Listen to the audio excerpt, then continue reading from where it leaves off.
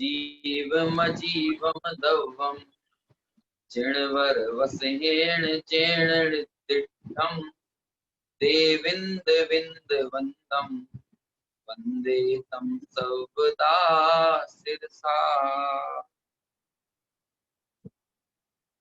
बृहद द्रव्य संग्रह ग्रंथ की हमारी चर्चा चल रही है। आचार्य नेमी चंद्र सिद्धांति देव द्वारा विरचित एक बहुत ही महत्वपूर्ण सारगर्भित और आध्यात्मिक ग्रंथ, जिसमें जैनागम की समस्त मूलभूत विषय वस्तु को संक्षेप में बताने के बावजूद भी यथोक्त गहराई के साथ जो टीकाकार ब्रह्मदेव सूरी हैं, उन्होंने मूलभूत सिद्धांतों की बहुत ही जरूरी, बहुत ही आवश्यक और बहुत ही गहरी, गहन, महत्वपूर्ण टीका जो है वो इस ग्रंथ की है। ऐसे इस ग्रंथ के माध्यम से हमारा स्वाध्याय चल रहा है। चौथी गाथा तक हम पहुंच गए हैं और उस चौथी गाथा में कल हमने उपयोग के भेद और दर्शनोपयोग के उपयोग के 2 भेद और उनमें भी जो दर्शनोपयोग के 4 भेद हैं, उनकी हमने चर्चा की थी। टीका के माध्यम से जो और विशेष विषय वस्तु आई है उसकी हम यहाँ चर्चा कर रहे हैं। दर्शनोपयोग के 4 भेद, चक्षु दर्शन, अचक्षु दर्शन, अवधि दर्शन और केवल दर्शन, इस तरह से ये 4 दर्शनोपयोग के भेद बताए हैं। पहले तो उपयोग के 2 भेद बताए और उपयोग के 2 भेद बताते हुए ज्ञानोपयोग और दर्शनोपयोग, इस तरह से उपयोग का विभाजन किया। और इसके पश्चात उन 2 भेदों में भी पहले दर्शनोपयोग का व्याख्यान चल रहा है और दर्शनोपयोग के जो 2 भेद, जो 4 भेद किए वो है चक्षु दर्शन, अचक्षु दर्शन और अवधि दर्शन तथा केवल दर्शन। इनमें जो टीका की विशेषता हमने देखी है और वो विशेषता हमें इस गाथा में भी नजर आ रही है कि ब्रह्मदेव सूरी का जो बल है वो पर्यायों की चर्चा के प्रसंग में भी स्वभाव को याद करना नहीं भूलते, द्रव्य स्वभाव को स्मरण किए बगैर नहीं रहते। यद्यपि ये जो भेद प्रभेदों की चर्चा है, ये मूल रूप से या मूलतः तो जो प्राप्त पर्याय हैं, चाहे वो दर्शनोपयोग की पर्याय हो, दर्शनोपयोग का परिणमन हो अथवा ज्ञानोपयोग का परिणमन हो, लेकिन सबसे पहले उन दर्शनोपयोग और ज्ञानोपयोग की पर्याय परक चर्चा करने से पूर्व ब्रह्मदेव सूरी द्रव्य स्वभाव को याद दिलाते हैं, द्रव्य स्वभाव का स्मरण करते हैं। ऐसे उस द्रव्य स्वभाव का स्मरण करते हुए पहले उन्होंने कहा कि भाई, प्रथम तो ये जो जीव है, ये आत्मा है, वो कैसा है? उन्होंने कहा कि प्रथम तो आत्मा यथार्थतया 3 लोक 3 कालवर्ती समस्त वस्तुओं के सामान्य को ग्रहण करने वाला सकल विमल केवल दर्शन स्वभाव वाला है। इस तरह से स्वभाव की चर्चा की और फिर स्वभाव की चर्चा हो जाने के बाद जो पश्चात जो आगे चर्चा की जाती है वह चर्चा है पर्यायों की, या फिर जिस पर्याय से संयुक्त या जिस पर्याय की अभिव्यक्ति जीव में हुई है, उस अभिव्यक्ति रूप जो पर्याय है उसकी चर्चा यहाँ पर ब्रह्मदेव सूरी करते हैं। क्या होती है अभिव्यक्ति में आने वाली पर्याय और क्या होती है जीव की त्रैकालिक शक्ति?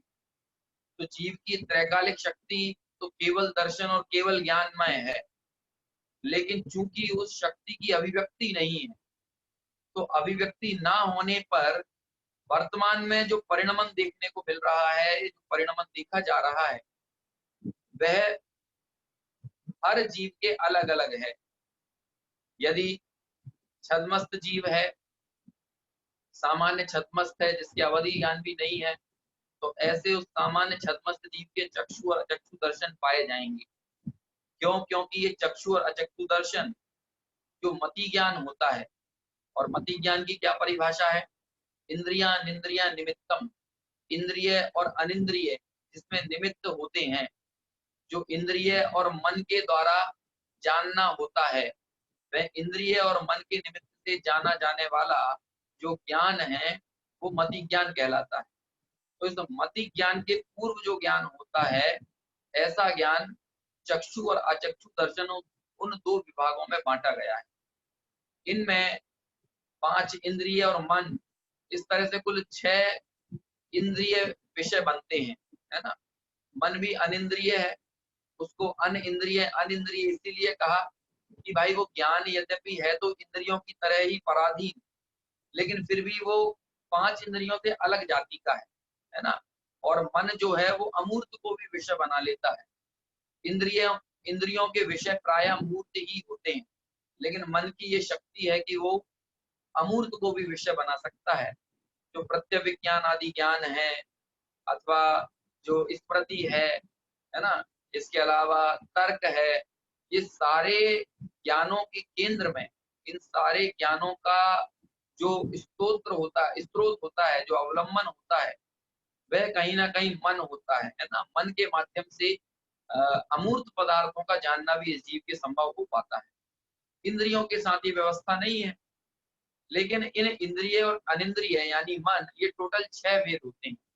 इन 6 में से जो चक्षु इंद्रिय के निमित्त से होने वाला ज्ञान है, उस चक्षु इंद्रिय के निमित्त से होने वाले ज्ञान के पूर्व होने वाला सामान्य प्रतिभास, है ना। चक्षु इंद्रिय के ज्ञान, चक्षु इंद्रिय से जो ज्ञान हुआ वो तो कहलाया विशेष प्रतिभास, लेकिन चक्षु इंद्रिय के ज्ञान से पहले होने वाला जो सामान्य प्रतिभास है, वो सामान्य प्रतिभास कहलाया। सामान्य प्रतिभास क्या कहलाया? वो कहलाया चक्षु दर्शन। और अब बचे कितने?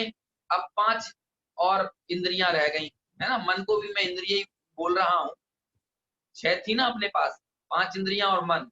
उनमें से चक्षु इंद्रिय के अवलंबन से होने वाले ज्ञान के पूर्व जो सामान्य प्रतिभास होता है ना। सामान्य प्रतिभास यानी सत्ता मात्र को विषय बनाने वाला, है ना। सत्ता मात्र को, अस्तित्व को बताने वाला, सत्ता मात्र का ग्राहक, वो दर्शनोपयोग होता है। ऐसा सत्ता मात्र, सत्ता को सामान्य भी कहते हैं, सत सामान्य, तो इसी तरह से सामान्य प्रतिभास भी कह देते हैं, सत्ता मात्र ग्राही भी कहते हैं। तो ऐसा जो दर्शनोपयोग है, वो जो चक्षु इंद्रिय के माध्यम से होने वाले ज्ञान के पूर्व जो दर्शन होता है, जो सामान्य प्रतिभास होता है, वह सामान्य प्रतिभास कहलाता है चक्षु दर्शन। और अन्य जो 5 इंद्रियां रह गई, कौन कौन सी 5 इंद्रियां रही? स्पर्शन इंद्रिय रही, रसना रही, घ्राण रही और कर्ण इंद्रिय रही, और एक मन रहा। तो इन 4 इंद्रियों और मन को 2 भागों में बांटकर यहाँ पर चर्चा की है। एक तो कहा है मानस अचक्षु दर्शन। कौन सा शब्द आया है? मन के द्वारा जो ज्ञान होता है, उस मन के द्वारा होने वाले ज्ञान से पूर्व जो सामान्य प्रतिभास होता है, जो सत्ता मात्र का ग्रहण होता है, वह सामान्य प्रतिभास कहलाता है मानस अचक्षु दर्शन, है ना। इन चक्षु के अलावा अन्य चारों इंद्रियों और मन को अचक्षु कहा, ठीक है ना। तो इन 4 इंद्रियों और मन के पूर्व होने वाला जो सामान्य प्रतिभास है, वो अचक्षु दर्शन कहलाया। अब इस अचक्षु दर्शन को भी 2 भागों में बांट दिया। एक तो जो द्रव्य इंद्रियां हैं उनको अलग रखा, और एक मन को अलग कर दिया। तो 4 द्रव्य इंद्रियां बची थी ना, कौन कौन सी? स्पर्श, रस, घ्राण और कर्ण, है ना।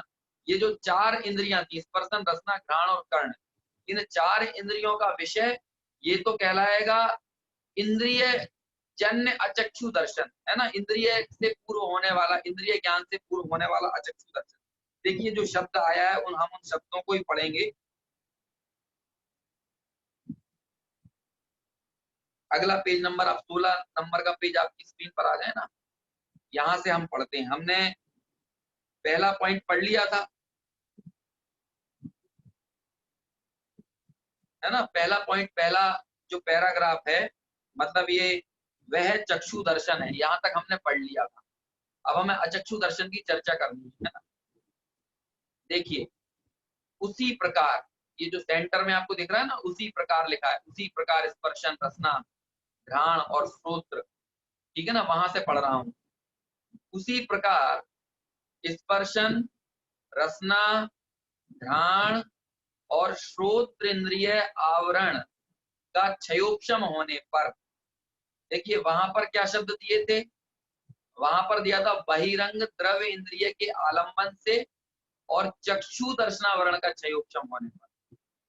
किसका क्षयोक्षम था वहां पर? चक्षु दर्शनावरण का क्षयोक्षम। और यहाँ पर किसका क्षयोक्षम है?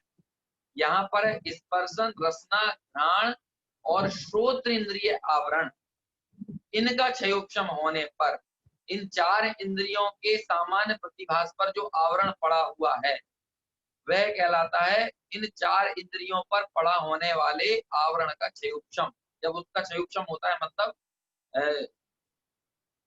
उदयाभावी क्षय, है ना। कल मैंने ये 3 शब्द बोले थे ना कि जब क्षयोक्षम शब्द में उपशम भी है, उदय भी है और क्षय भी है। तो जो उपशम है उसको कहते हैं सदवस्था रूप उपशम, है ना। जो क्षय है उसको बोलते हैं उदयाभावी क्षय, और जो उदय है वो तो उदय कहलाता है, ये देशघाती प्रकृतियों का जो उदय है। तो इसी तरह इस क्षयोपशम में उपशम भी है, क्षय भी है और उदय भी है। तो कौन कौन पर क्षय, किसका क्षयोपशम है? स्पर्शन पर, रसना पर, घ्राण पर और श्रोत इंद्रिय आवरण। जब इनका क्षयोपशम होता है और क्या होता है कि अपनी अपनी बहिरंग द्रव्य इंद्रिय का आलंबन होता है। अपनी अपनी बहिरंग द्रव्य इंद्रिय क्या होगी कि स्पर्शन इंद्रिय, है ना। जब स्पर्श जन्य ज्ञान होना हो और उसके पहले होने वाला सामान्य प्रतिभास, वो कहलाता है स्पर्शन इंद्रिय का आलंबन, ठीक है ना। इसी तरह घ्राण इंद्रिय का लगाना, इसी तरह कर्ण इंद्रिय का लगाना, इसी तरह मन का लगाना, मन की चर्चा तो अभी आगे आएगी, है ना। इस तरह से अपनी अपनी बहिरंग द्रव्य इंद्रिय के आलंबन से मूर्त पदार्थ की, क्योंकि इन इंद्रियों के द्वारा मूर्त को ही जाना जाएगा, अमूर्त को ये विषय नहीं बनाएंगे। मूर्त पदार्थ के सत्ता सामान्य को विकल्प रहित, कोई विकल्प नहीं है, ऐसे विकल्प रहित जो परोक्ष रूप से एक देश देखता है वह अचक्षु दर्शन है। समझ में आया कि नहीं आया? नहीं आया होगा, है ना, कठिन पड़ रहा है। देखिए पहले हम थोड़ा पढ़ लेते हैं ये जो पूरा प्रकरण है, फिर पूरे प्रकरण को एक साथ समझेंगे, है ना, सेपरेट सेपरेट। पहले आप बुद्धि पूर्वक, रुचि पूर्वक थोड़ा इसको पढ़ लीजिए, ठीक है ना। फिर से पढ़ता हूं।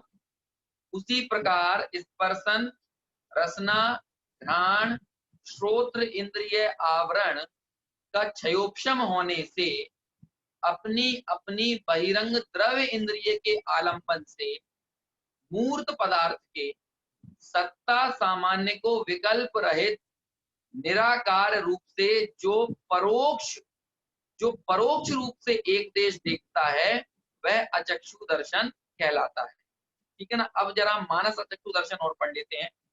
मानस अचक्षु दर्शन क्या होता है?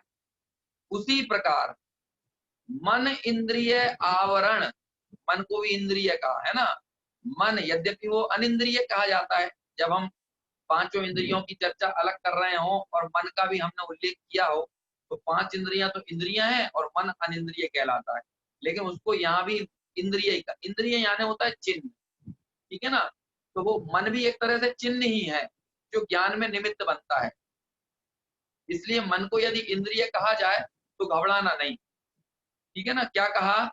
उसी प्रकार मन इंद्रिय आवरण के क्षयोपशम से और सहकारी कारण रूप 8 पंखुड़ी वाले कमल के आकार रूप द्रव्य मन के अवलंबन से, एक जो है ना बहुत सूक्ष्म 8 पंखुड़ियों का कमल हो, उस कमल के आकार जैसा यहाँ पर एक क्या होता है, यहाँ पर एक द्रव्य मन होता है ना। वो मूर्त होता है।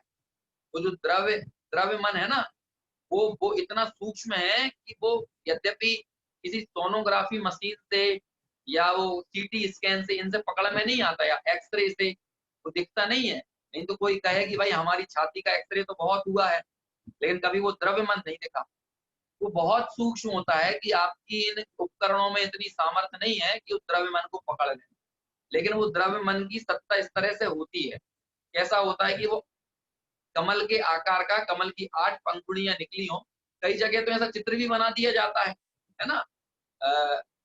कई स्थानों पर मैंने मुनि राजों के चित्रों में भी देखा है, या अन्य भी स्थानों पर ऐसे प्रसंग आए हैं, जब पूरे व्यक्ति की इंद्रियां आदि को बताना हो और उन इंद्रियों के चित्र में बीच में एक, हालांकि वो चित्र में तो बहुत बड़ा कमल बना देते हैं, कमल का फूल बना देते हैं, वो तो यद्यपि बहुत सूक्ष्म है ना? वो बहुत सूक्ष्मदर्शी यंत्र से भी नहीं दिखेगा। अरे सूक्ष्मदर्शी क्या, सूक्ष्म से भी सूक्ष्मदर्शी, ये जो ब्रेन की सर्जरी करने वाले जो मशीनें होती है ना, वो एक पतली पतली सेल, पतली पतली नस को दिखा देती है। उन मशीनों को भी यहाँ पर रखा जाए तो भी वो मन को विषय ना बना पाए, मतलब मन को ना बता पाए, मूर्त जो मन होता है, आकार रूप, लेकिन वो होता है। अब ये होता है, ये कौन ने देखा है? तो भैया ये सर्वज्ञ ने देखा है ना? और सर्वज्ञ की कही हुई वाणी ही हमें आगम के रूप में यहाँ पर मिली है। अब कोई ये कहे कि सर्वज्ञ ने देखा है और उसे आगम में लिखा, इसको हम कैसे प्रमाण माने, है ना? तो एक तर्क दिया जाता है, यूं तो बहुत तर्क दिए जा सकते हैं, लेकिन अभी मैं उनकी चर्चा करूंगा तो हम विषय से विषयांतर हो जाएंगे। टोडरमल जी का तर्क है कि जिन आचार्यों ने प्रयोजनभूत जीवादि तत्वों के संबंध में कुछ भी अयथार्थ कथन नहीं किया, ऐसे वे वितरागी आचार्य जो अप्रयोजनभूत चीजें हैं, आगम में बहुत सारी चीजें अप्रयोजनभूत हैं, जैसे आपको ना पता हो स्वर्ग कितने, नरक कितने, तो इससे कोई सम्यक दर्शन में बाधा नहीं आ जाएगी। जीव अजीव का वेद विज्ञान होना चाहिए, रागादि और वर्णादि से वेद विज्ञान होना चाहिए, भले आपको स्वर्ग नरक पता हो या ना पता हो, है ना? उपयोग का प्रयोग कैसे चलता है, क्या इसकी गहराई है ना? ये जो विवाद चलते हैं, ज्ञान स्व प्रकाशक है कि पर प्रकाशक है, कि जितनी चर्चा चर्चा के स्तर पर बातें हैं और अनुभव के स्तर पर बातें नहीं है, तो चर्चा के स्तर पर रहने वाली बातें बहुत सारी, उसमें प्रयोजनभूत तो बहुत थोड़ी है, लेकिन अप्रयोजनभूत बहुत है। तो जिन आचार्यों ने प्रयोजनभूत के संबंध में अयथार्थ नहीं कहा, वे आचार्य अप्रयोजनभूत तत्वों के संबंध में, जिनसे हमारा कोई लेना देना नहीं, हमारा सुधार बिगाड़ नहीं है, ऐसे वे आचार्य अप्रयोजनभूत के संबंध में असत्य क्यों कहेंगे? इसलिए हमारे आचार्यों ने ये बात कही है तो हमको पहले तो श्रद्धा उन पर रखना पड़ेगा। ये सर्वज्ञ भगवान की वाणी है और सर्वज्ञ के आड़तिया होकर, आड़तिया यानी एजेंट होकर, है ना, सेतु बनकर आचार्यों ने उन सर्वज्ञों की अरहंतों की बात ही हम तक पहुंचाई है। शुद्ध पंचमी के प्रकरण में हमने पूरी चर्चा की थी कि कैसे ये आगम, ये जनवाणी हम तक आई है। ये कोई ऐसे हवा हवा में नहीं आई, ये किसी की कपोल कल्पना नहीं है, बल्कि ये इसका मूल आधार है। ये केवलियों और शुद्ध केवलियों के द्वारा प्रतिपादित है ना? अनुभव से प्रमाणित है, ऐसी प्रमाणित वाणी। तो ऐसे केवलियों ने मन का एक आकार बताया है कि वो अष्ट कमल, 8 पंखुड़ियों वाले कमल के जैसा जो आकार है, वैसा द्रव्य मन होता है। और उस द्रव्य मन के आलम्बन से मूर्त और अमूर्त, मूर्त पदार्थों को भी जानता है मन और अमूर्त को भी जानता है ना? बहुत सी चीजें अमूर्त हैं, उनको भी जानने वाला है, और बहुत सी चीजें जो है वो अमूर्त हैं, उनको भी जानने वाला है। ये कैसे करता है? जैसे कि मन में उठने वाले बहुत से विचार, है ना, हमारी कषाएं, उन कषायों को भी जानने में कौन निमित्त है? वो 5 इंद्रियों तो थोड़ी ज्ञान का गेय बनती है। लेकिन मुझे क्रोध आ रहा है ना? तो ये क्रोध को जानने वाला कौन है? वो मन है ना, जो युक्ति से, अनुमान से, है ना, स्मृति से, अनुभव, अनुभूति से, अपने स्वयं के विवेक से ये बात का निर्णय करता है कि मेरे को क्रोध आ रहा है। तो उस अमूर्त को विषय किसने बनाया? मन ने बनाया। इसी तरह से आत्मा के ज्ञान के संबंध में भी मन बहुत उधेड़-बुन करता है। आत्मा के ज्ञान मतलब आत्म श्रद्धा, आत्म प्रतीति में, है ना? आपने वो सुना ही होगा ना, हमने उसकी पहले भी चर्चा की थी। वस्तु विचारत ध्यावते मन पावे विश्राम, ये आता है ना पंक्ति, वस्तु विचारत ध्यावते मन पावत विश्राम। मतलब जो वस्तु का विचार होता है, जो स्वपर भेद विज्ञान रूप विचार होता है, जिसे तत्व विचार भी कहते हैं, वो तत्व विचार की पूरी उधेड़-बुन किसमें चलती है? वो मन में ही चलती है ना। मैं जीव हूं, है ना, मैं ज्ञान दर्शन स्वभावी वाला हूं, ऐसा युक्तियों का अवलंबन लेकर आगम के अवलंबन से, आगम के अभ्यास से ये जो विचार चलता है, ये पूरा किसमें चलता है, इसमें कौन सहकारी बनता है, इसमें मन ही बनता है। इसी तरह बहुत सी अमूर्त चीजों को जानने में वो कारण है, और मूर्त को तो जानने वाला है ही। हम आंख बंद करके मान के चलो हमारे पुत्र की शक्ल देख रहे हो, तो उसमें अभी हमारी यद्यपि आंखों के सामने पुत्र नहीं है, नेत्र इंद्रिय का ऐसा कार्य नहीं चल रहा है, लेकिन उस आकार बनाने रूप कार्य को करने में मन हमारे लिए सहकारी बन रहा है, निमित्त बन रहा है ना। तो इसी तरह मूर्त और अमूर्त को जानने में मन जो है वो सहकारी होता है। इसीलिए यहाँ पर ये दोनों शब्द लिखे, दिख रहा है ना, आप अपनी स्क्रीन से जूम भी कर सकते हैं उस पॉइंट को, है ना। यहाँ पर दिख रहा है ये कि सहकारी कारण 8 पंखड़ी वाले कमल के आकार रूप द्रव्य मन के आलंबन से मूर्त और अमूर्त समस्त वस्तुओं के सत्ता सामान्य को विकल्प रहित परोक्ष रूप से जो देखता है। देखिए, जो मन के द्वारा विशेष जानना होगा वो तो ज्ञानोपयोग में चला जाएगा, वो तो मति ज्ञान का मति ज्ञान में चला जाएगा वो विषय। लेकिन उस मति ज्ञान से पहले, या मन के द्वारा जो मति ज्ञान हुआ, मन निमित्तक जो मति ज्ञान हुआ, उस मन निमित्तक मति ज्ञान से पहले जो सामान्य प्रतिभास होता है, तो सत्ता मात्र का आभास होता है। ये मैंने सामान्य प्रतिभास की चर्चा बहुत की, ये चारों दर्शनों में ये कॉमन है, सामान्य प्रतिभास, क्योंकि विशेष प्रतिभास नहीं है, निराकार है, निर्विकल्प, इसमें विकल्प नहीं है। अभी मुझे एक चर्चा और करना है, क्योंकि आगे जो ज्ञानोपयोग का प्रकरण है वो थोड़ा और सूक्ष्म है। मतलब यदि आपसे दर्शनोपयोग का प्रकरण नहीं झेलेगा, आप उसको नहीं पकड़ पाएंगे, तो ज्ञानोपयोग का प्रकरण तो थोड़ा सा और भारी पड़ेगा। क्यों? क्योंकि मैं आपके लिए एक अगली चर्चा आने से पहले एक प्रश्न आपके मन में डालता हूं, आप उसका विचार करना। हो सकता है वो बात हम आज ना कर पाए, कि हम बार बार ये पढ़ रहे हैं कि दर्शनोपयोग निर्विकल्प होता है, दर्शनोपयोग निर्विकल्प होता है, बार बार पढ़ रहे हैं ना ये। लेकिन आपने ये चीज भी सुनी होगी कि भाई आत्मा अनुभव में आया और निर्विकल्प प्रतीति हुई, है ना। वहां भी हम ये बोलते हैं अनुभव में आया और निर्विकल्प प्रतीति हुई, है ना। निर्विकल्प ज्ञान का प्रवर्तन हुआ, इस तरह से हम बोलते हैं ना, ज्ञान का निर्विकल्प प्रवर्तन हुआ, जो जानन क्रिया हुई वो निर्विकल्प हुई। इस तरह के हम शब्दों का प्रयोग करते हैं क्या नहीं, अध्यात्म शास्त्रों में आता है। तो ये प्रश्न उठना चाहिए कि भाई ये आखिर बात क्या है, ये माजरा क्या है, कि एक तरफ तो आप ज्ञान को साकार कहते हो, सविकल्प कहते हो, और दूसरी तरफ आप बात करते हो आत्मा की प्रतीति हुई तो ज्ञान का परिणाम निर्विकल्प हो गया। वहां निर्विकल्प शब्द क्यों प्रयोग में लाया है? मैं आगे अपनी कुछ चर्चा करूं उससे पहले मैं आपको एक बात बोलना चाहूंगा कि शब्द जो होते हैं ना वो सीमित होते हैं, संख्यात होते हैं। उन संख्यात शब्दों से हमको असंख्यात अर्थों को जानना है। तो इसीलिए कई बार अलग अलग अर्थों को बताने के लिए एक ही तरह के शब्द प्रयोग में लाए जाते हैं। क्या कहा कि शब्द जो हैं वो संख्यात होते हैं और अर्थ कितने होते हैं, अर्थ असंख्यात होते हैं।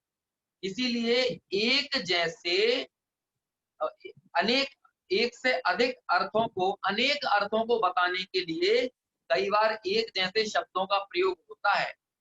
इसीलिए कौन सा शब्द कहाँ प्रयोग में लाया जा रहा है हमें ये समझना है, तो उसके पहले हमें उसका संदर्भ समझना पड़ेगा। यदि हम संदर्भ नहीं समझेंगे तो हम शब्दों का सही अर्थ नहीं निकाल पाएंगे। बात समझ में आ रही है, नहीं आ रही? मैं क्या कह रहा हूं, यदि हम संदर्भ को नहीं समझेंगे, इसलिए वास्तव में शब्दों में अर्थ नहीं होता, संदर्भ में अर्थ होता है। इसी तरह निर्विकल्प शब्द कब कहाँ किस संदर्भ में आया है, उस अपेक्षा से वहां पर उसका अर्थ होगा। यदि आत्मानुभूति के प्रकरण में निर्विकल्प शब्द आया है, वहां पर निर्विकल्प का मतलब होता है राग द्वेष आदि दुर्विकल्पों का ना होना ही निर्विकल्पता है। लेकिन उसका मतलब ये नहीं है कि शुद्ध ज्ञान ही निर्विकल्पक हो गया। स्वसंवेदन रूप विकल्प तो वहां पर है, मतलब स्वसंवेदन रूप आकार तो वहां पर है, रागात्मक विकल्प नहीं है। ऐसा विकल्प भी उस अनुभूति में नहीं है कि मैं आत्मा हूं और मैं खुद को जानूं। क्यों? क्योंकि मैं आत्मा हूं और मैं खुद को जानूं, इससे भी राग उत्पन्न होता है। इसलिए स्वसंवेदन रूप आकार होने पर भी उस ज्ञान को निर्विकल्प कहा, क्योंकि वहां पर राग की कणिका नहीं है, वो रागात्मक नहीं है, द्वेषात्मक नहीं है। इसलिए वो दुर्विकल्पात्मक ना होने पर वास्तव में वो दुर्विकल्प है, राग द्वेष आदि के विकल्प। तो ये वाला प्रकरण अगली गाथा की टीका में स्पष्ट किया है ब्रह्मदेव सूरी ने, है ना। बहुत बहुत खुलासा है अगली गाथा की टीका में, कई विषयों का खुलासा है। मतलब थोड़ी सी भी यदि हमको स्वाध्याय के जो पेचीदा विषय होते हैं, आगम के जो पेचीदा विषय हैं, यदि उनको समझने की हमारे अंदर में ललक पैदा हो, तो आप यकीन मानिए आपका मन नहीं लगेगा ये टीवी सीरियल देखने में और ये दुनिया की कथा वार्ता सुनने में। क्यों? क्योंकि जब इन गुत्थियों को हम सुलझाने के लिए हमारी बुद्धि को लगाते हैं ना, तब जाकर पता चलता है कि वास्तव में रस कहाँ है ना। और ये वाला जो परिणमन है, वहां विषय कषायों में अपनी बुद्धि लगाएंगे, टेलीविजन के कार्यक्रमों में, वो वेब सीरीज में, इन सब में यदि हम हमारा मन लगाएंगे तो वो तो पाप बंद करेंगे नियम से। लेकिन इन आगम की गुत्थियों को, आगम के पेचीदा विषयों को समझने में हम हमारी बुद्धि लगाएंगे, तो वहां पर अप्रशस्त का बंध नहीं होगा, प्रशस्त प्रकृतियों का बंध होगा। और ये प्रशस्त ही, ये प्रशस्त परिणाम कालांतर में आपको शुद्धोपयोग की ओर ले जाने में सहायक या निमित्त कारण कहे जाते हैं। हालांकि पुण्य परिणामों से कोई शुद्धोपयोग में नहीं जाता, वो बात समझना। लेकिन यहाँ आपका पुरुषार्थ, आपका उत्साह जो उछाले मारता है, उस उछाल मारने में मिथ्यात्व कर्म का अनुवागहीन होता है। टोडरमल जी ने ये बात सम्यक सन्मुख नित्य दृष्टि के प्रकरण में ली कि जब हम आगम के ज्ञान में, तत्वाभ्यास में अपनी बुद्धि को लगाते हैं, तत्व विचार और भेद विज्ञान का पुरुषार्थ करते हैं, तो वहां पर जब हमारा जो उत्साह पैदा होता है, जो आनंद आता है, वो उत्साह, वो आनंद, वो मिथ्यात्व कर्म के अनुभाग को हीन करता है। और वो हीन होते होते जहां मिथ्यात्व का अनुदय है, मिथ्यात्व का उदय नहीं है, उस अनुदय का नाम ही सम्यक दर्शन है। इस तरह तत्वाभ्यास को वहां पर सम्यक दर्शन से घटित, सम्यक दर्शन से घटित किया है। इस तरह की चर्चा बहुत सुंदर वहां पर पंडित टोडरमल जी साहब ने की है। अद्भुत प्रकरण है सम्यक सन्मुख मिथ्या दृष्टि का, है ना। तो ऐसे ही जो ज्ञानोपयोग का प्रकरण है, जो अगली गाथा में आएगा, मैं उसका जिक्र अभी क्यों कर रहा हूं, क्योंकि दर्शनोपयोग का प्रकरण हमारे समझ में नहीं आएगा तो हम ज्ञानोपयोग को समझने में भी हमको कंटाला आएगा, वो भी हमको बहुत भारी पड़ेगा, है ना। यद्यपि मेरे को कई बार इस तरह की बातें कही गई, जब मैं कक्षा ले रहा था और मैंने इसकी शुरुआत की, तो अनेक लोगों ने कहा, और उन्होंने अच्छे भाव से कहा, उनका कोई बुरा भाव नहीं था। उन्होंने ये कहा कि भाई आप जब विषय लें तो थोड़ा हल्का लें, सरल विषय लें। सरल विषय लेंगे तो उससे क्या होगा कि सबको समझ में आएगा। देखिए, जब हम सबको समझाने के लिए प्रयत्न करते हैं तो हम ग्रंथ के साथ न्याय नहीं कर पाते, है ना, आचार्यों के साथ न्याय नहीं करते। क्यों? क्योंकि भाई सबका समझना और सबका ना समझना उनकी रुचि और उनकी बुद्धि पर निर्भर करता है। यदि आपकी रुचि होगी और बुद्धि होगी तो मैं गारंटी देता हूं दुनिया में किसी भी आदमी को परेशानी नहीं आएगी इसको समझने में।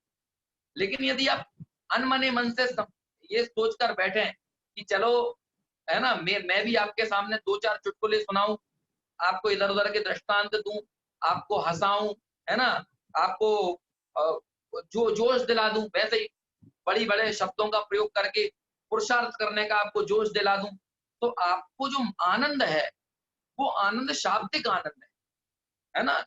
उसमें हमने वास्तव में स्वाध्याय के साथ न्याय नहीं किया। क्यों? क्योंकि स्वाध्याय के साथ न्याय तो तब होता है जब हम आचार्यों की कही हुई बात को समझें। आचार्य क्या कहना चाहते हैं, आचार्य दर्शनोपयोग को किस तरह से समझा रहे हैं, है ना, ज्ञानोपयोग को किस तरह से समझा रहे हैं, और उस दर्शनोपयोग और ज्ञानोपयोग को समझाने के काल में वो हमारे प्रयोजन पर हमारी दृष्टि कैसे लेके जा रहे हैं। आपने इस गाथा की टीका की शुरुआत देखी थी, उस गाथा, मतलब ये जो चर्चा चली चारों दर्शनों की, उससे पहले आचार्य ने प्रथम तो हमारी द्रव दृष्टि कराने का उपदेश दिया कि भाई प्रथम तो मैं सकल विमल, है ना, निरावरण, ऐसा केवल दर्शन स्वभाव वाला हूं। पहले तो उन्होंने यहाँ से बात की स्वभाव से बात की और बाद में पर्यायों की चर्चा की। बाद में ये समझाया कि भाई चक्षु दर्शन क्या, अचक्षु दर्शन क्या, अवधि दर्शन क्या और केवल दर्शन, ये बाद में समझाया, है ना। तो यहाँ हमारा चक्षु अचक्षु दर्शन ये चल रहा है। चक्षु दर्शन हमने पढ़ लिया है। किसे कहा चक्षु दर्शन, है ना। कोई भाई रॉकेट साइंस नहीं है, थोड़ा सा उपयोग लगाइए सारी चीजें समझ में आएंगी। लोगों को रॉकेट साइंस समझ में आ जाता है, लेकिन अपनी बात समझ में नहीं आती, है ना। आचार्य कुंद और समय सार ग्रंथ में और उसकी टीका में अमृत चंद्राचार्य लिखते हैं कि आबाल गोपाल सबको सदाकाल सुलभ है। ये दर्शन उपयोग और ज्ञानोपयोग सबको सुलभ है, सबको सुलभ, सबको सहज मिला हुआ है ना। चाहे वो आबाल बच्चा हो या गोपाल या ग्वाला हो। ग्वाला यानी एकदम जिसे हम कहते हैं ना कि जो आदमी पढ़ने लिखने में कमजोर होता है, बुद्धि कम होती है, तो कहते हैं तुम गाय चराओगे। तो कहते हैं ऐसे गाय चराने वाला जिसको तुमने ग्वाला कह के जिसको दुत्कार दिया था ना, उस आदमी के लिए भी आबाल गोपाल सबके लिए आत्मा सुलभ है, सदा काल सुलभ है। रात को दिन में, है ना। क्या कहते हैं, हिंदुस्तान में, अमेरिका में, कोरोना के बीच में, कोरोना जाने के बाद सबको सदा काल सुलभ है। लेकिन कमाल की बात देखिए कि जो चीज हमसे दूर होती है ना, हमें उसकी महिमा आती है, लेकिन जो चीज हमारे पास होती है हमें उसकी महिमा नहीं आती। कमाल की बात है ना। जो ज्ञान, जो दर्शन जो हमें मिला हुआ है, जो केवल दर्शन केवल ज्ञान स्वभावी हम हैं, जो हम हैं, जो हमें उपलब्ध है, हमें उसकी महिमा नहीं है। लेकिन जो चीज हमारी नहीं है और हमारी हो भी नहीं सकती, लेकिन हमें उसकी महिमा आती है। हमें घर की महिमा आती है, कार की महिमा आती है, दुकान की महिमा आती है, लेकिन जो हम हैं, जो हमारे पास सदा काल है, हमें उसकी महिमा नहीं आती। विडंबना की बात है ना। और इसको सुनने समझने की रुचि भी नहीं है। यदि यहीं पर आपसे बात कर दी जाए कि आज तो बढ़िया आपको एक आध भजन सुनाया जाएगा और फिर बढ़िया आनंद वाली एक जैन धर्म की कहानी सुनाई जाएगी, उसमें दो चार आपको थोड़े लटके झटके भी बताए जाएंगे, है ना, रोचक ढंग से, आधुनिक प्रसंगों के साथ, फिल्मी धुनों की तर्ज पर गाने सुनाए जाएंगे मधुर कंठ के साथ, तो हो सकता है कि रुचि बढ़ जाए। लेकिन जब तत्व की पेचीदा बातें आती हैं, अध्यात्म की पेचीदा बातें आती हैं, तो हमें कंटाला आ जाता है ना। कंटाला शब्द जो गुजरातियों में बहुत चलता है, मतलब हमको बहुत, बुंदेलखंडी में क्या बोलते हैं उसको, है ना, हमको बहुत ही कोफ्त आने लगती है, हम उससे दूर भागने लगते हैं। ऐसा नहीं करना। यदि यहाँ रुचि आएगी, तो मैंने आपसे पहले भी कहा कि एक बार यहाँ मन लगे तो फिर कहीं मन नहीं लगेगा, यही मन लगेगा। ये आपको वेब सीरीज और टेलीविजन के सीरियल से भी ज्यादा आपको इंटरेस्ट जगेगा कि आखिर चीज है क्या। और जब ऐसा इंटरेस्ट जगे, तभी स्वाध्याय करने का फल है, तभी स्वाध्याय करने का मतलब है। नहीं तो इससे कोई स्वाध्याय नहीं है कि चलो भाई ललितपुर मंडल ने ये आयोजन किया और इसमें हमने 30 लोगों को जोड़ लिया, 50 को जोड़ लिया, 100 को जोड़ लिया। नहीं, ऐसे संख्या बढ़ाने से कोई महत्व नहीं है। रुचि पूर्वक सुनने वाले, क्योंकि महावीर भगवान तो एक जीव था ना, शेर की पर्याय में, और वक्ता दो थे, सुनने वाला एक था, लेकिन एक सुधी श्रोता था। ऐसे सुधी तत्वज्ञ रुचिवंत, है ना, आत्म कल्याण के इच्छुक यदि श्रोता हैं, तो वे श्रोता कार्यकारी हैं। श्रोताओं की भीड़ बढ़ जाए, है ना, लेकिन उसको अवधारण करने की पात्रता ना पके, रुचि ना जगे, तो फिर ऐसी भीड़ का हम क्या कर लेंगे, है ना। रिकॉर्ड बनाया जा सकता है, लेकिन रिकॉर्ड बनाने का काम तो जैन धर्म में नहीं होता ना, है ना। जैन धर्म में रिकॉर्ड कोई बनता ही नहीं है। जैसे कभी ऐसा नहीं होगा कि रिकॉर्ड बन गया और 1000 जीव मोक्ष चले गए, नहीं, 6 महीने 8 समय में 608 जाएंगे। इस रिकॉर्ड को कोई नहीं तोड़ पाएगा। 608 मतलब 608, 609 नहीं होंगे, है ना। ये तो ये क्रिकेट नहीं चल रहा कि किसी ने 210 रन बनाए तो किसी ने 215 बना दिए, तो रिकॉर्ड टूट गया।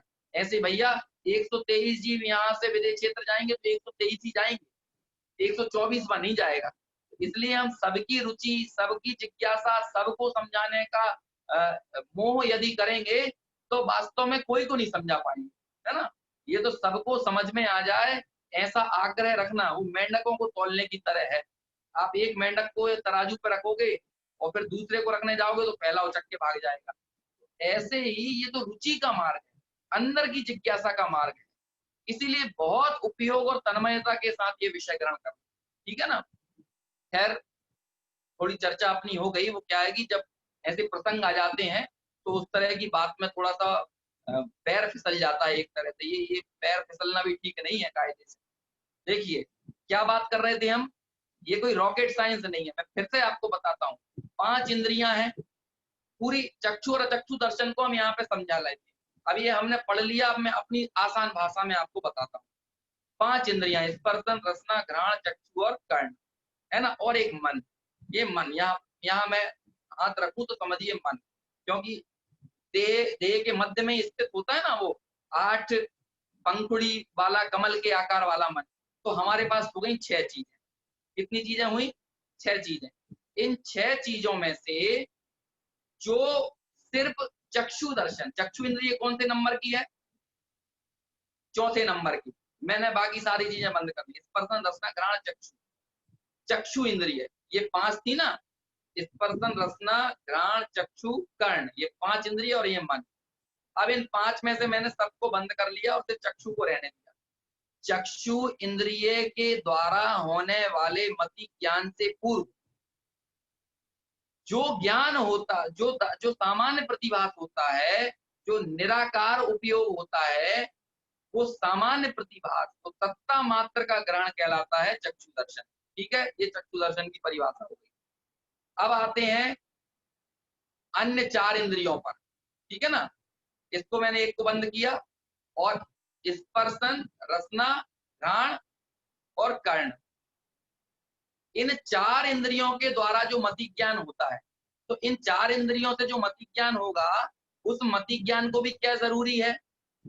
उस मति ज्ञान के लिए ये जरूरी है कि इन इंद्रियों के विषयों पर या इनके जानन क्रिया पर, इनके माध्यम से होने वाली, इनके निमित्त से होने वाला जो जानन क्रिया है, उसका जो आवरण है, उसे कहेंगे हम अचक्षु दर्शनावरण भी आप कह लो चाहे।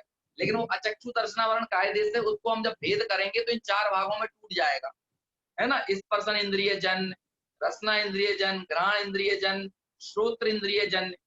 इन 4 इंद्रियों जन्य, 4 इंद्रियों पर जो आवरण है, इंद्रियावरण, ये इनके आवरण पर जब क्षयोपशम होगा और साथ में अपनी अपनी इंद्रियों का अवलंबन होगा। अपनी अपनी इंद्रिय का अवलंबन मतलब स्पर्शन इंद्रिय जन्य मति ज्ञान। तो इसमें किस इंद्रिय का अवलंबन है? स्पर्शन इंद्रिय का। तो स्पर्शन इंद्रिय जन्य मति ज्ञान से पूर्व होने वाला सामान्य प्रतिभास, वो भी, उसे हमने एक शब्द में क्या कह दिया? अचक्षु दर्शन। क्योंकि चक्षु नहीं है ना, इसलिए वो अचक्षु दर्शन। तो ये हुआ एक तरह से द्रव्य इंद्रिय। अन्य जो द्रव्य इंद्रिय बची थी ना, हालांकि चक्षु भी द्रव्य इंद्रिय थी, इन द्रव्य इंद्रिय जन्य अचक्षु दर्शन, है ना।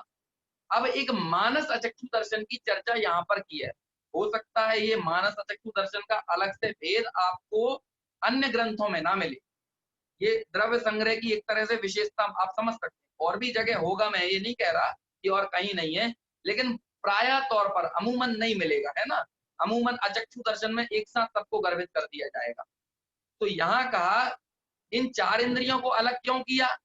इन 4 इंद्रियों को अलग इसीलिए किया क्योंकि ये 4 इंद्रिय सिर्फ मूर्त को जानती हैं, लेकिन जो मन है वो अमूर्त और मूर्त दोनों को जानता है, इसलिए उसकी परिभाषा अलग की। तो अब जो मन है, मतलब यहाँ पर क्या किया कि मन इंद्रियावरण के क्षयोपशम, वहां पर था अन्य 4 द्रव्य इंद्रियों के आवरण का क्षयोपशम, और यहाँ पे मन इंद्रिय के आवरण का क्षयोपशम। यदि क्षयोपशम नहीं होगा तो कुछ भी जानना नहीं होगा। इसे ऐसा समझो, देखो एक सूत्र आता है परीक्षा मुख में, स्वावरण क्षयोपशम लक्षण योग्यतया ही प्रतिनियतमर्थम व्यवस्थापयति। जैसे मैं आपसे पूछूं, आप जर्मनी भाषा क्यों नहीं जानते? जर्मन भाषा क्यों नहीं जानते आप? या अंग्रेजी भाषा जो लोग नहीं जानते हैं उनसे पूछें कि आप अंग्रेजी क्यों नहीं जानते? आप उर्दू क्यों नहीं जानते? आप ब्राजीलियन क्यों नहीं जानते? या फ्रेंच भाषा क्यों नहीं जानते? क्यों नहीं जानते? तो आपका उत्तर ये हो सकता है कि भाई हमने फ्रेंच नहीं पढ़ी इसलिए नहीं जानते। ये गलत उत्तर है। हमने जर्मन भाषा नहीं पढ़ी इसलिए हम जर्मन नहीं जानते, या हम जर्मनी में पैदा नहीं हुए इसलिए हम जर्मन नहीं जानते। ये गलत उत्तर है, एकदम गलत। ठीक है ना। हम जर्मन भाषा क्यों नहीं जानते? अब देखिए वो जो सूत्र था ना, उसको हमें थोड़ा सा उसको रीजनरेट करना पड़ेगा। स्वावरण क्षयोपशम लक्षण योग्यतया ही प्रतिनियतमर्थम व्यवस्थापयति। ये सूत्र का मतलब हुआ कि जैसे प्रश्न उठा कि भाई ये कौन व्यवस्था करता है कि हम किसको जाने और किसको नहीं जाने। तो इसका उत्तर इस सूत्र में दिया कि स्ववर्ण क्षयोपम लक्षण योग्यतया, मतलब कर्म के स्व आवरण, उस ज्ञान पर पड़े हुए आवरण का क्षयोपम, ये ही इस बात को निश्चित करता है, प्रतिनियत है ना, इस बात को निश्चित करता है कि हम क्या जाने और क्या ना जाने। तो अब हम इनको क्या क्या चेंज करेंगे कि जर्मन भाषा आवरण लक्षण योग्यतया ही प्रतिनियतमर्थम व्यवस्थापयति, कि जर्मन भाषा के ज्ञान पर जो आपका आवरण पड़ा हुआ है, आपको जो जर्मन भाषा तत्संबंधी गे है ना, उस गे पर जो एक तरह से, हालांकि गे की अपेक्षा से कथन किया जा रहा है, आवरण तो ज्ञान पर है, लेकिन ज्ञान पर आवरण होने के कारण वो गे को विषय नहीं बना पा रहा। इसीलिए ऐसा कहा कि आत्मा में जो जर्मन भाषा का ज्ञान है, अरे अनंत ज्ञान है आत्मा में, उस अनंत ज्ञान में जर्मन भाषा एक छोटी पिद्दी सी चीज है। अनंत ज्ञान है आत्मा में, अनंत ज्ञान स्वभावी है। उस अनंत ज्ञान स्वभावी आत्मा में इटालियन भाषा का ज्ञान पिद्दी सा ज्ञान है, उसकी क्या वैल्यू, क्या सामर्थ्य है। तो जब कहते हैं कि जब केवल ज्ञान का आवरण पड़ा हुआ है तो केवल ज्ञान नहीं हो रहा, तो जर्मन भाषा नहीं जान पा रहा है, इस पे कौन का आवरण पड़ा हुआ है, कि जर्मन भाषा के ज्ञान का आवरण पड़ा हुआ है, इस कारण हमें जर्मन भाषा नहीं आ रही। कई बार आपने देखा होगा, सुना होगा, पेपरों में ये खबरें आती हैं कि बच्चा पता चल रहा है कि राजस्थान के किसी गांव में पैदा हुआ, लेकिन वो ब्राजील की भाषा बोल रहा है, वो सऊदी अरब की भाषा बोल रहा है। तो कैसे बोल रहा है, 3 साल 4 साल का बच्चा सऊदी अरेबियन भाषा बोल रहा है। उसके पूरे पुस्तकों में कोई बच्चा वहां नहीं गया, कोई दुबई नहीं गया, कोई अमेरिका नहीं गया, कोई इंग्लैंड नहीं गया, लेकिन पता चल रहा है कि वो इंग्लिश बोल रहा है, अमेरिका की भाषा बोल रहा है, वहां की बातें बता रहा है। क्यों ऐसा हुआ, क्यों, क्योंकि उसके एक तो पूर्व के संस्कार हैं और तत्संबंधी ज्ञान का आवरण का क्षयोपम हुआ है, इसीलिए उसको वो ज्ञान आ रहा है। कई बार हमने देखा कि 8-9 साल का बच्चा है, 10-10 भाषाएं जान रहा है। कैसे जान रहा है, वो तो कभी उन देशों में गया नहीं, फिर कैसे उसका जानना हो रहा है। भाई उन भाषाओं पर के ज्ञान पर जो आवरण पड़ा हुआ है, उस आवरण का क्षयोपम हो गया। वो क्षयोपम नहीं होगा तो जानना नहीं होगा। ऐसे ही मति ज्ञान के ऊपर पड़ा हुआ आवरण, उसका क्षयोपम होना चाहिए। और साथ में द्रव्य इंद्रिय, द्रव्य मन है ना, जो 8 पंखुड़ियों के आकार वाला जो कमल जैसा आकार है, वो तो द्रव्य मन है, उसका अवलंबन होना चाहिए। अचक्षु दर्शन में द्रव्य इंद्रियों का अवलंबन कहा, यहाँ पर मन का अवलंबन कहा, है ना। अन्य जो द्रव्य इंद्रिय से अचक्षु दर्शन था ना, वहां पर उनका अवलंबन कहा, यहाँ पर मन का अवलंबन कहा। तो इस तरह से क्या पूरी परिभाषा बनी कि मन इंद्रिय के आवरण का क्षयोपम और उसका सहकारी कारण, मतलब द्रव्य मन का आलम्बन। ऐसे उस आलम्बन से मूर्त और अमूर्त समस्त वस्तुओं का सत्ता सामान्य को विकल्प रहित जो परोक्ष देखता है, क्यों, क्योंकि ये परोक्ष ज्ञान ही है। प्रत्यक्ष तो एक केवल ज्ञान है, केवल दर्शन है, और देश प्रत्यक्ष अवधि ज्ञान है। अब मन पर्याय ज्ञान है या अवधि दर्शन, देश प्रत्यक्ष का है ना। तो ऐसे परोक्ष रूप से जो देखता है वह मानस अचक्षु दर्शन कहलाता है। इसमें भी विकल्प नहीं है, ये भी निर्विकल्प है, मतलब निराकार है, बहुत विचार नहीं है, बहुत सोचना नहीं है ना, इसलिए इसको निर्विकल्प का। ठीक है, समझ में तो नहीं आया है? अब क्या करें, दिक्कत आप लोगों के पास भी सुविधा नहीं है कि कोई दिक्कत हो तो आप बीच में पूछ लें, है ना। हालांकि ये सुविधा हो सकती है, लेकिन क्या हो, उसके लिए हमने अलग से समय दिया हुआ है। ये यदि वहां पूछेंगे तो वो चर्चा में, फ्लो में आप चर्चा आ जाएगी, और बीच में यदि प्रश्न करेंगे तो वो फ्लो टूटेगा, है ना। लेकिन हम ये उम्मीद करके चलते हैं कि भाई समझ में, थोड़ा कुछ तो समझ में आया होगा, और जब चर्चा आगे करेंगे तो और विशेष समझ में आएगा। ठीक है ना। आगे के 2 ज्ञान, ये आगे के 2 ज्ञान सरल हैं, इनको समझ में आप आसानी से आ जाएगा। ठीक है ना। यदि चक्षु और अचक्षु दर्शन आपको समझ में आ गए तो अवधि और केवल दर्शन समझने में दिक्कत नहीं होगी। असली जो खेल है, असली जो पेचीदगियां हैं, वो ज्ञानोपयोग के प्रकरण में आएंगी, जो हम कल लेंगे, अभी तो नहीं ले पाएंगे, समय हमारा पूरा होने जा रहा है। अगले इन 2 दर्शनों को हम जरा पढ़ लेते हैं संक्षेप में। एक चीज तो कॉमन है चारों परिभाषाओं में, सामान्य प्रतिभास, सामान्य प्रतिभास ये कॉमन है ना, सामान्य प्रतिभास रूप। ठीक है ना। अवधि दर्शन, अब वही चीज यहाँ पर आएगी, वही आत्मा अवधि दर्शनावरण के क्षयोपशम से। क्या करता है अवधि दर्शनावरण के क्षयोपशम से? ऊपर की परिभाषाओं में क्या था?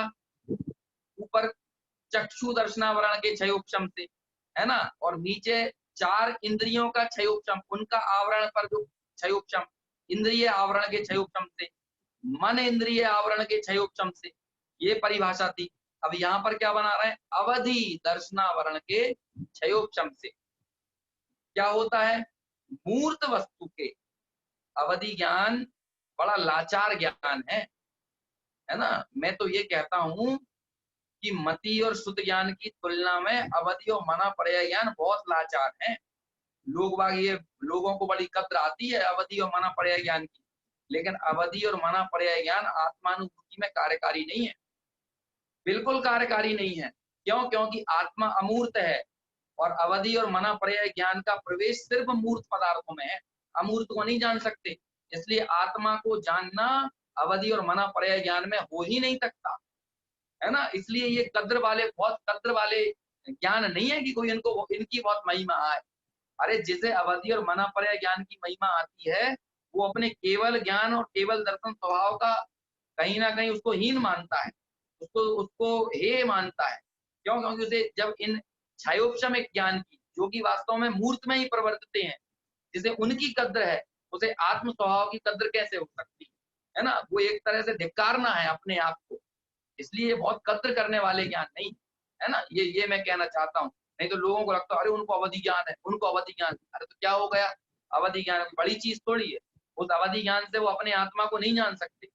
यदि मुनि राजों को भी अवधि और मना पर्याय ज्ञान है, तब भी उनके मति शुद्ध ज्ञान से ही आत्मानुभूति में कार्यकारी और सहकारी कोई बनता है तो उनका शुद्ध ज्ञान बनता है, और वो शुद्ध ज्ञान मति पूर्वक होता है। इसलिए कार्यकारी ये दोनों ज्ञान है ना। श्रीमद राजचंद्र जी तो कहा करते थे मति ज्ञान की शक्ति अपार है। मति ज्ञान की शक्ति को अपार बोला उन्होंने, वास्तव में अवधि और मना पर्याय ज्ञान की शक्ति को नहीं बोला। क्यों? क्योंकि ये तो एक द्रव्य में प्रवर्तित हैं, 6 द्रव्यों में प्रवर्तन नहीं है। मूर्त द्रव्य में ही प्रवर्तन है, सिर्फ पुद्गल द्रव्य में प्रवर्तन है मना पर्याय ज्ञान और अवधि ज्ञान का, है ना। इसलिए देखिए परिभाषा पढ़ते हैं हम। वही आत्मा अवधि दर्शनावरण के क्षयोपशम से मूर्त वस्तु के सत्ता सामान्य को क्या करता है? मूर्त वस्तु के सत्ता सामान्य को विकल्प रहित, जो एक देश प्रत्यक्ष रूप से जानता है। चक्षु और अचक्षु दर्शन में कहा था परोक्ष जानता है, लेकिन यहाँ पर अब अवधि ज्ञान इसको एक देश प्रत्यक्ष कहा। एक देश प्रत्यक्ष से क्यों कहा? क्योंकि अवधि ज्ञान को इंद्रिय और मन का अवलंबन नहीं होता। मति और शुद्ध ज्ञान को इंद्रिय और मन का अवलंबन होता है ना। और अवधि ज्ञान को इंद्रिय और मन का अवलंबन नहीं होता। ये तो सहज अंतर से अवधि ज्ञानावरण अवधि दर्शनावरण का क्षयोपशम होता है, तभी ये ज्ञान अंतर से प्रकट होते हैं और बिना अवलंबन के असहाय, इन्हें सहायता नहीं होती, इसलिए इनको एक देश प्रत्यक्ष कहा, है ना। मतलब ये जो मूर्त पदार्थ को जानते हैं असहाय जानते हैं, इन्हें इंद्रिय और मन की सहायता नहीं लगती, इसलिए एक देश प्रत्यक्ष कहने में इनको आता है। और स्पष्ट जानते हैं। अवधि ज्ञान मूर्त पदार्थों का जानना स्पष्ट होता है। जानता अकेला मूर्त को है, लेकिन जानता स्पष्ट। जानता अकेला एक द्रव्य को है, लेकिन जानता स्पष्ट है। जबकि मति ज्ञान और शुद्ध ज्ञान मूर्त को भी जानते हैं, अमूर्त को भी जानते हैं, लेकिन हाथ पर रखे आंवले जैसा नहीं जानते, स्पष्ट नहीं जानते। मतलब हाथ पर रखा आंवला यानी ये एक उदाहरण में चलता है कथन, मतलब उनका स्पष्ट जानना नहीं है ना। जैसे केवली का जानना है मूर्त और अमूर्त सब पदार्थों को, ऐसा मति और शुद्ध ज्ञान का नहीं है। ये तो आगम प्रत्यक्ष होता है ना। शुद्ध केवलियों के ज्ञान को भी कहा कि यद्यपि शुद्ध केवली और केवली के ज्ञान में कोई फर्क नहीं है, ये बात लिखी, केवली और शुद्ध केवली के ज्ञान में कोई फर्क नहीं है, लेकिन कितना फर्क है? केवली वही चीज प्रत्यक्ष जानते हैं और अवधि ज्ञान शुद्ध केवली उसी चीज को परोक्ष जानते हैं। लेकिन परोक्ष जानना अप्रमाण नहीं होता, परोक्ष जानना भी प्रमाण होता है। क्यों? क्योंकि प्रत्यक्ष और परोक्ष ये प्रमाण के भेद हैं, ये अप्रमाण के भेद नहीं है। इसलिए परोक्ष कहें तो आप ये मत मान अरे परोक्ष जानता है, परोक्ष जानता है। अरे परोक्ष जानता है तो भी सही जानता है, सत्य जानता है। सम्यक ज्ञानम प्रमाणम, तो भी वो सम्यक ज्ञान है। परोक्ष जानना भी सम्यक ज्ञान है। परोक्ष जानना कोई मिथ्या ज्ञान नहीं है। क्यों? क्योंकि परोक्ष जो है वो प्रमाण का भेद है, अप्रमाण का भेद नहीं है। इसलिए परोक्ष ज्ञान को दुष्कारना नहीं, उसको उसको हे मत समझ लेना एकदम। वास्तव में मति और शुद्ध ज्ञान जब तक है तब तक परोक्ष जानना ही होगा, है ना? और परोक्ष इसीलिए उनको कहा कि एक तो उनमें एक उतनी स्पष्टता नहीं है ना? और दूसरा पराधीन है, इंद्रिय और मन के अधीन है, इसीलिए उनमें परोक्षपना कहने में आता है। ठीक है ना? अवधि ज्ञान कैसा है? वो प्रत्यक्ष जानता है। और इसके क्या कारण बताए कि अवधि, फिर से पढ़ते हैं, वही आत्मा, है ना? आखिरी पंक्ति है ये जो टीका में जो हिंदी पढ़ रहा हूं ना मैं, नीचे वाली जो एक नीचे लाइन खींची हुई है उसके ऊपर वाली पंक्ति, वही आत्मा अवधि दर्शनावरण के क्षयोपशम से मूर्त वस्तु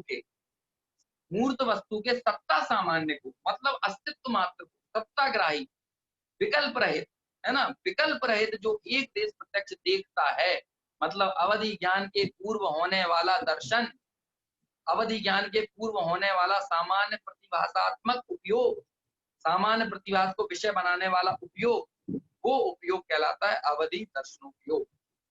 क्या कहते हैं उसको? उसको अवधि दर्शन कहते हैं। और आखिरी केवल दर्शन, तथा जो सहज शुद्ध है और कैसा है? और सदा आनंद जिसका एक रूप है, ऐसे परमात्म तत्व की संवित्ति, ऐसे परमात्म तत्व की संवित्ति की प्राप्ति के बल से, परमात्म तत्व मतलब जिसे परमात्म तत्व पूरी रूप से प्राप्त हो गया है, उपलब्ध हो गया है, और ऐसे उस आत्म तत्व के मिले बल से, वास्तव में वो बल आत्मा का है, वो केवल दर्शन की पर्याय का बल नहीं। केवल दर्शन की पर्याय किसके अवलंबन से प्रकट हुई? असली बल तो उस आत्म तत्व का है। ऐसे उस परमात्म तत्व की संवित्ति की प्राप्ति के बल से ये विशेषण दिया। क्या होता है? केवल दर्शनावरण का क्षय होने पर, ऐसे आत्म स्वभाव में पूर्ण स्थिरता के बल से केवल दर्शनावरण का क्षय हो गया। बाकी तीन ज्ञानों में क्या था? क्षयोपशम। तो बाकी तीन दर्शनोपयोग में क्या था? क्षयोपशम। और केवल दर्शनोपयोग में क्या है?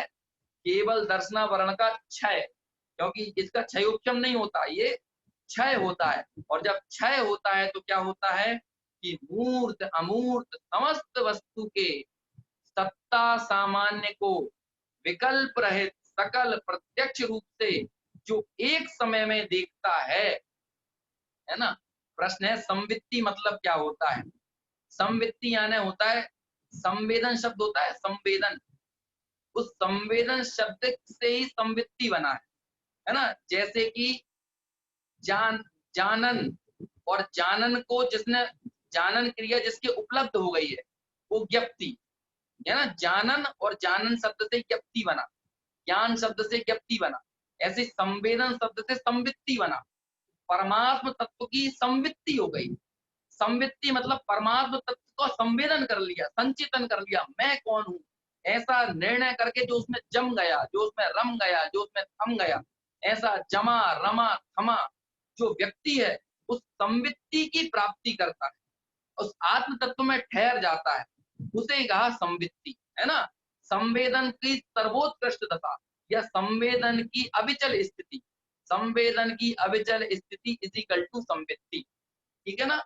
उसे कहते हैं संवित्ति के बल से केवल दर्शनावरण का क्षय होने पर मूर्त अमूर्त समस्त वस्तु के सत्ता सामान्य को विकल्प रहित सकल प्रत्यक्ष रूप से जो एक समय में देखता है उसे उपादेय भूत है। और ये केवल दर्शन कैसा है? उपादेय भूत है, उसे छायिक केवल दर्शन जानना। ठीक है ना? 2-3 मिनट में मैं 1-2 प्रकरण और क्लियर कर दूं कि केवल दर्शन केवल ज्ञान 7 होते हैं, बाकी चक्षु अचक्षु और अवधि दर्शन जो हैं वो मति ज्ञान के पूर्व होने वाले चक्षु और अचक्षु दर्शन कहलाते हैं। ठीक है ना?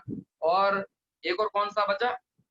अवधि दर्शन, वो भी अवधि ज्ञान के पूर्व होता है, ये पूर्व होते हैं, लेकिन केवल दर्शन और केवल ज्ञान साथ में होते हैं, बाकी अधिकतर परिभाषा साथ में आई।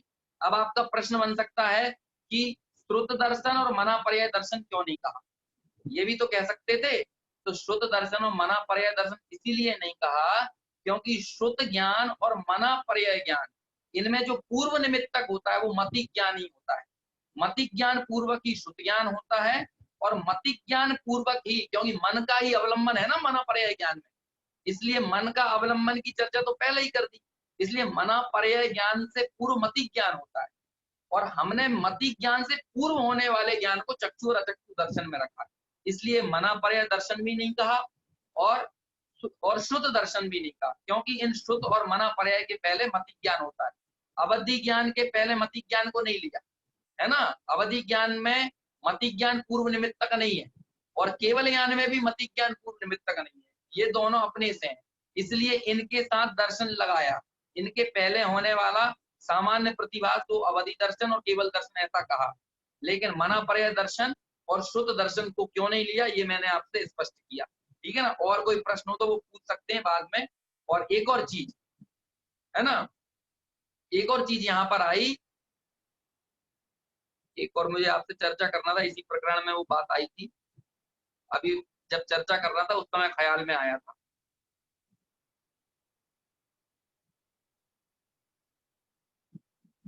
खैर अभी दिमाग से निकल गया, जैसे ही वो विषय पुनः ख्याल में आएगा तो उसको मैं फिर से, हाँ यहाँ देखिए आखिरी पंक्ति में आया है, उसे उपादेय भूत छायक केवल दर्शन जानना। उपादेय भूत छायक केवल दर्शन जानना। तो मैं आपको पहले बता दूं, आगे भी जब कभी आप चर्चा सुने या आगे भी कभी ऐसे प्रकरण आए तो इस बात को बहुत स्मरण में रखना, इस बात को ध्यान में रखना, इसे भूलना मत। बहुत सारी जगहों पे ये बात आपके काम आएगी। कौन सी बात है कि उपादेय दो प्रकार का होता है। उपादेय ग्रहण करने योग्य चीज दो प्रकार की होती है, एक आश्रय करने योग्य उपादेय और एक होता है प्रकट करने योग्य उपादेय। कौन कौन से दो उपादेय कहे? आश्रय करने योग्य उपादेय और प्रकट करने योग्य उपादेय। वास्तव में जब संवर, निर्जरा या मोक्ष की बात हो, केवल दर्शन, केवल ज्ञान की बात हो, सम्यक दर्शन की बात हो, सम्यक ज्ञान की बात हो, सम्यक चारित्र की बात हो, देश संयम की बात हो, सकल संयम की बात हो, यथाख्यात चारित्र की बात हो, ये सारी चीजें प्रकट करने योग्य उपादेय हैं। लेकिन ये प्रकट होती कब है कि जो आश्रय करने योग्य अपना एक त्रिकालीन शुद्धात्म तत्व है, जब हम उसको निश्चय से उपादेय मानते हैं, उसका आश्रय करते हैं, तब जाकर ये प्रकट करने योग्य उपादेय की उपलब्धि होती है। प्रकट करने योग्य उपादेय को यदि लक्ष्य में बनाए और आश्रय करने योग्य उपादेय पर लक्ष्य ना दे तो कभी ये प्रकट करने योग्य उपादेय पदार्थ पैदा नहीं होते। इसलिए यहाँ पर जो उपादेय ये शब्द डाला, इसका क्या मतलब है? इसका मतलब यही है कि इसको प्रकट करने योग्य उपादेय कहा, है ना। और ये केवल दर्शन की चर्चा गाथा की टीका की शुरुआत में भी आई और आखिर में भी आई। इसमें क्या फर्क है? इस फर्क को भी कल मैंने बताया था कि पहले जो केवल दर्शन की बात आई वो स्वभाव की बात थी कि ऐसा केवल दर्शन मेरा स्वभाव है, और यहाँ जो केवल दर्शन की बात आई कि जो पर्याय में प्रकट हुआ केवल दर्शन है उसकी बात है। वहां स्वभाव की बात थी और ये पर्याय में प्रकट हुए केवल दर्शन की बात है। तो इसे हम इन शॉर्ट करें कि जो कल बात आई थी केवल दर्शन स्वभाव, वो आश्रय करने योग्य उपादेय है, और आज जो यहाँ आखिर में बात आई है केवल दर्शन पर्याय, ये प्रकट करने योग्य उपादेय है। इस तरह आश्रय करने योग्य उपादेय और प्रकट करने योग्य उपादेय के भेद को जानना पता नहीं चलता है बहुत। मैं कोशिश करता हूँ आराम आराम से विषय लूं, इसीलिए थोड़ा सा हम स्लो चल रहे हैं, है ना। लेकिन ये बहुत महत्वपूर्ण विषय है, इसको आप समझ ना पाए और सिर्फ हम पूरा पूरा याद करके आगे बढ़ जाएं तो वो भी ठीक नहीं होगा। इसलिए इन दोनों विषयों पर हम इतना फोकस कर रहे हैं, इतना हम समय दे रहे हैं। बाकी कोई और आपकी शंका हो, कुछ और आपके प्रश्न हो तो वे आप पूछेंगे। तो मैंने कल भी कहा था यदि उनके उत्तर मुझसे नहीं बनेंगे तो मैं जो खोज करूंगा उससे मेरा भी अपना विषय और ज्ञान में परिमार्जन होगा, और मेरे निमित्त से यदि हम यहाँ पर वो चर्चा कर पाए तो आपको भी वो विषय समझ में आएगा, और परस्पर जो स्वाध्याय का जो सदुपयोग है उसका सदुपयोग हम कर पाएंगे। फिलहाल समय हो चुका है, यहीं रुकते हैं।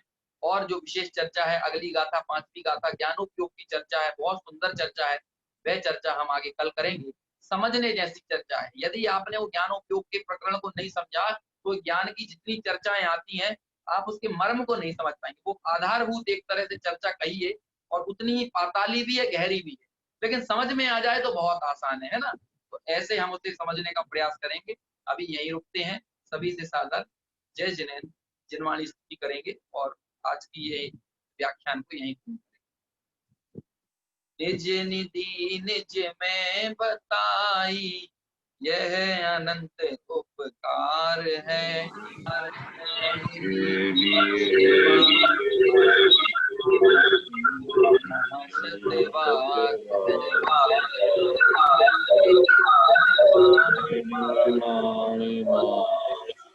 सत्यवान